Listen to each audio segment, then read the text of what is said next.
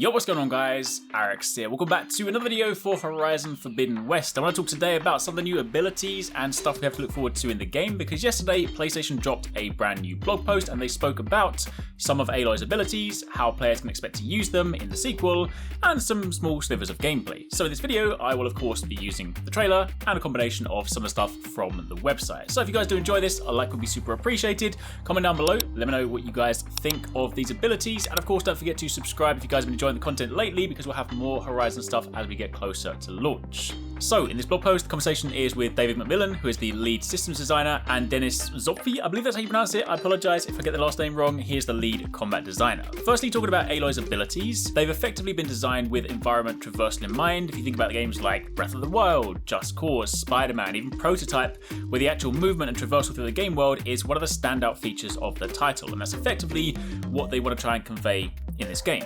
To quote the blog post, they said that Aloy can freely climb on and across huge sections of rocky terrain. Even more machine types can be used as mounts. Grapple points can be found throughout the environment, which allows agile vertical traversal. You've got swimming underwater, which of course has opened up a whole new aspect of exploration, and gliding with the shield wing, which is basically the Breath of the Wild glider.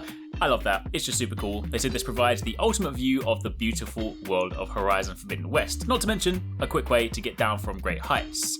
They said that their traversal design decisions were always in service of increasing dynamic interactivity with the world around you.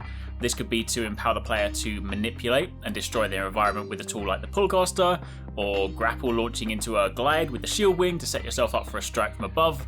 Lots of things like that. Honestly, the combinations are going to be fantastic. Some of the best stuff about that traversal is always sort of seeing the inventive ways that players end up using those mechanics.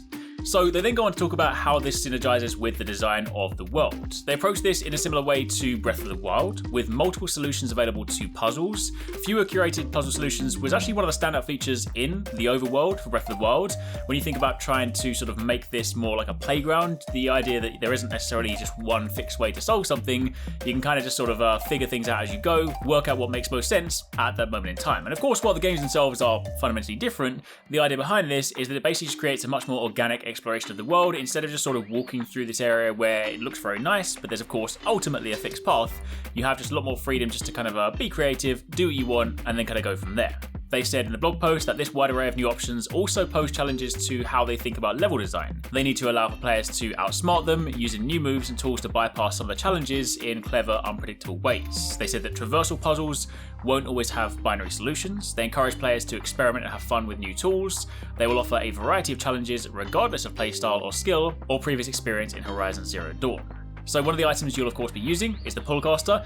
It's basically a grappling hook, right? If you guys have been on the channel long enough, you'll know anytime there's a grappling hook, your boy gets excited, alright? So I am very much looking forward to this. It's used for traversal and puzzle solving. You can combo it with the shield wing for momentum in combat, and again, you can liken it to something like the Just Cause series, the Arkham games, things like that.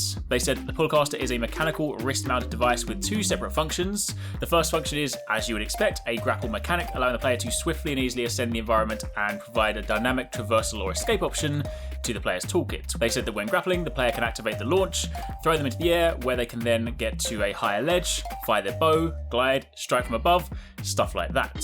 The second function of the Polecaster is a winch, meaning the player can dynamically manipulate, move, and destroy objects in the environment. Think of it like pulling sort of a hidden loot chest from a ledge, or tearing open a vent to create a new climb path. Kind of in a sort of similar manner to how in the Ghost of Tsushima DLC expansion, you use the rope to basically like pull open different areas. The shield wing was always a team favourite, they said. It provides not only the most exhilarating way to return from an epic climb, but also the most picturesque. This tool is invaluable with having so much more verticality, where backtracking down the same trail holds less of an appeal as on the way up.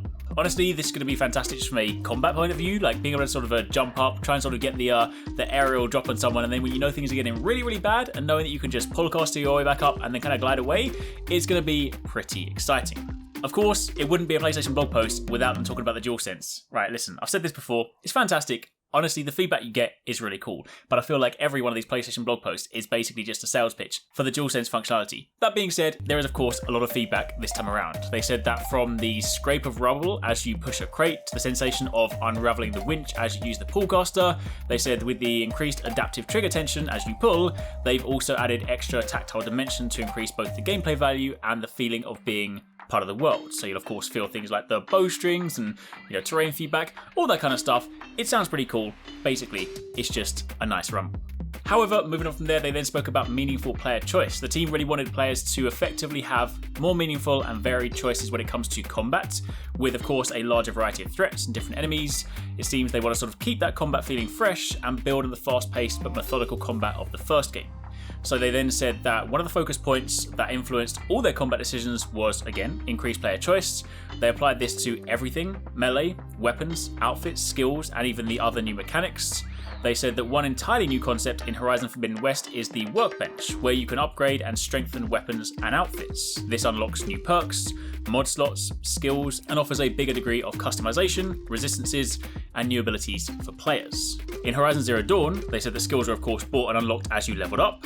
While that principle does of course still remain in the sequel, they wanted to completely redesign the skill tree with additional tracks and skills, and within the skill tree, skills also synergize with those that are already present on the outfits or need to be unlocked on them. So you kind of have this like nice balancing thing where you want to sort of get some cool skills from your skill tree and your outfits, probably for some insane damage. Now, speaking of damage and of course fancy abilities, one of the things that got me super excited are Valor Surges. These are basically new moves that kind of think of them like finishers or super moves, but they're designed to make combat feel more fluid. They said in the blog post that they wanted to bring melee and range combat closer together.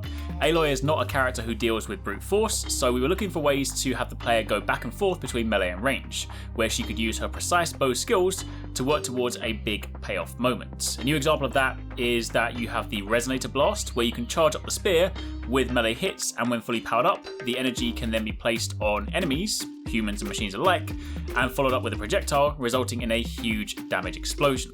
Then there's of course the Valor Surge feature. They said there are 12 Valor Surges in total, with each of them representing and strengthening a specific approach to the game.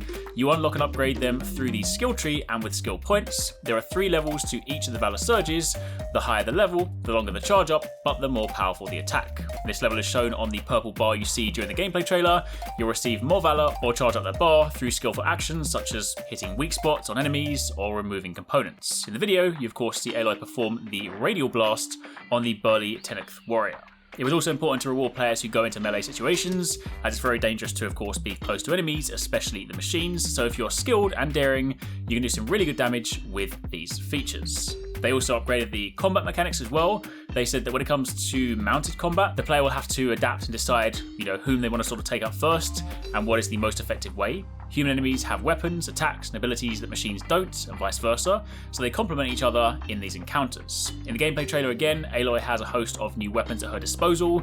Familiar weapons like the Hunter Bow, the Sharpshot Bow, and the Blast Sling will of course return, but there are plenty of new weapons to try out. Ultimately, they said the goal for the weapons in Horizon Forbidden West was to give each of them a stronger personality, which is also expressed in how you have to handle them. Each weapon has their strengths and weaknesses in terms of the ideal situations to use them. The Spike Thrower, for example, is a new high damage weapon which, when thrown at the right moment, makes it easier to hit large targets. For elemental damage, such as fire or adhesive, you can choose to stick with the Blast Sling and so forth. Each weapon basically comes with different perks, ammo types, and weapon coil slots to customize them further. So some weapons do need to be upgraded first before you can make them stronger. So essentially, lots of player choice. Basically, it sounds like everything you liked about Horizon before, but just even more stuff, more freedom, more customization, lots of things to look forward to. Honestly, I am very excited about this one. But for the time being, that's pretty much it. That was a little rundown on the stuff they spoke about in the blog post and some of the new gameplay snippets. Again, let me know what you guys think in the comments down below, and keep it locked for plenty more.